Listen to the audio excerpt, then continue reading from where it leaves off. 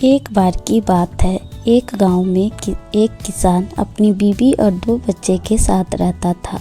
वह किसान बहुत ही मेहनत से खेती करता था और अपने घर का पालन पोषण करता था। हर साल किसान के खेत में बहुत अच्छी फसल की पैदावार होती थी, जिसे बेचकर हर साल किसान को काफ़ी मुनाफा होता था, जिसकी वजह से किसान के पास अब काफ़ी पैसा जमा हो गया था। समय के साथ किसान के दोनों बच्चे भी बड़े हो गए थे। दोनों बच्चों की पढ़ाई, उनको रहने, खाने पीने, कपड़ों पर भी काफ़ी खर्चे हो रहे थे। अब किसान के दोनों बच्चों ने कॉलेज की परीक्षा पास कर ली थी। किसान के एक बच्चे का नाम रवि और एक दूसरे बेटे का नाम हरीश था। हरीश कॉलेज के बाद अपने पिता के साथ खेत पर काम करता था, लेकिन रवि का खेत के काम में बिल्कुल भी दिलचस्पी नहीं थी। रवि हर वक्त विदेश में जाकर पैसे कमाने के बारे में सोचता रहता था।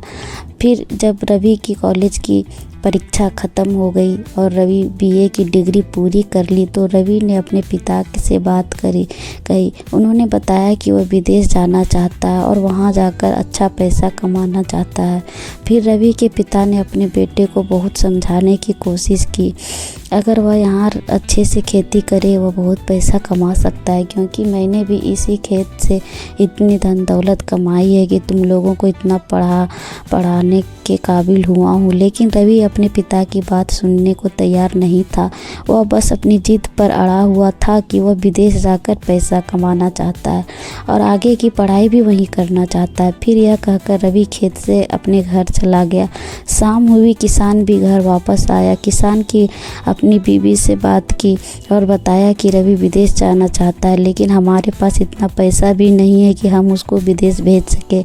अगर हम जितना पैसा है अगर हम रवि पर लगा देंगे तो हमारे छोटे बेटे हरीश का क्या होगा। फिर अगली सुबह हुई। रवि की माँ ने रवि को समझाने की कोशिश की, लेकिन रवि नहीं माना और अपनी माँ को समझाने लगा। वह उसके पिताजी को समझाए, अगर वह बाहर जाएगा तो हम इसके भी ज़्यादा अमीर बन सकते हैं और हमारा जीवन और भी ज़्यादा सुखद हो सकता है।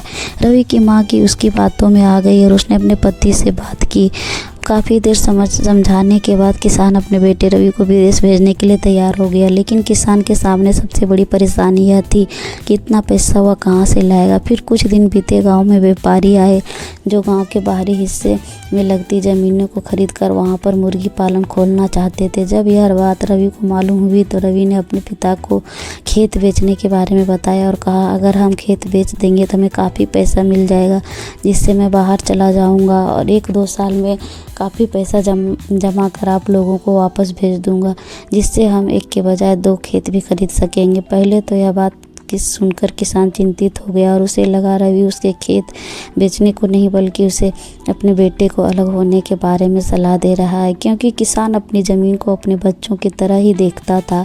फिर अगले ही दिन रवि व्यापारियों को अपने पिता के पास ले आया और खेत बेचने की बात करने लगा, लेकिन किसान ज़मीन को बेचने के बारे में सोचकर मन ही मन बहुत दुखी हो रहा था। फिर किसान ने चतुराई दिखाई और व्यापारियों से कहा कि मैं आपको ज़मीन तो नहीं बेच सकता, लेकिन मेरे पास आपके लिए एक बहुत ही फायदे का सौदा है।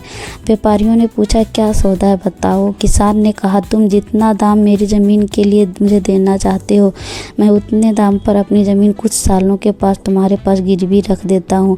अगर मैं समय पर तुम्हारा कर्जा ना चुका पाया तो तुम इस ज़मीन को भी रख लेना और जितना पैसा बचा होगा मैं धीरे धीरे तुम्हें वापस लौटा दूंगा। यह सुनकर व्यापारी मन ही मन खुश होने लगे और सोचने लगे, किसान इतनी जल्दी पैसे कैसे चुकाएगा। व्यापारियों भी चतुर किसान की बात में सहमत हो गए और उन्होंने कुछ सालों के लिए ज़मीन अपने पास रख ली और किसान को ज़मीन पर खेती करने की अनुमति दे दी। व्यापारियों को लगता था आने वाले 3-4 साल में किसान इतना पैसा इकट्ठा नहीं कर पाएगा कि वह हमारा कर चुका सके। फिर व्यापारी वहाँ से चले गए, लेकिन चतुर किसान को मालूम था कि उसकी ज़मीन कितनी उपजाऊ है और वह हर साल कितना पैसा उससे कमाता है। फिर किसान ने अपने बेटे को विदेश भेज दिया और उसका बेटा भी विदेश जाकर मेहनत करके पैसा कमाने लगा। किसान का बेटा भी हर महीने कुछ ना कुछ पैसे घर भेजता और किसान भी पहले से ज़्यादा मेहनत करके खेती करता।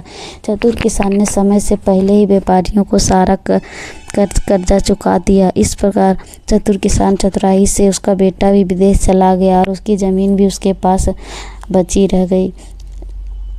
इस कहानी से हमें शिक्षा मिलती है कि अगर हम अपने दिमाग का सही तरीके से इस्तेमाल करें तो हम आने वाले नुकसान को भी फ़ायदा में बदल सकते हैं।